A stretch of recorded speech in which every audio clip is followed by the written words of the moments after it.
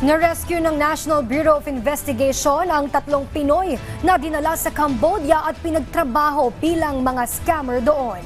Ito ay matapos makatanggap ng impormasyon ng NBI sa sitwasyon ng mga biktima, kasama na ang mga larawan na nagpapakita na sinaktan sila.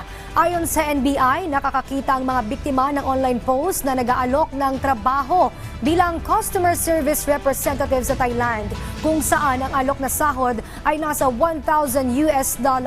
Matapos mapapayag ay inilabas sila sa bansa noong January sa pamamagitan ng backdoor. Inilipad sila sa Dipolog, dinala sa Basilan at Tawi-Tawi hanggang sa makalabas ng bansa. Nang makarating sa Cambodia, dinala sa isang compound at ipinagbawal na lumabas, at dito na nila nalaman na magiging trabaho nila ay pagiging scammer. Ang mga biktima ay binugbog ng mga nasa 15 Chinese-looking nationals nang malaman na balak nilang tumakas. Matapos ito ay kalaunan ay nagawa pa nilang makahingi ng tulong.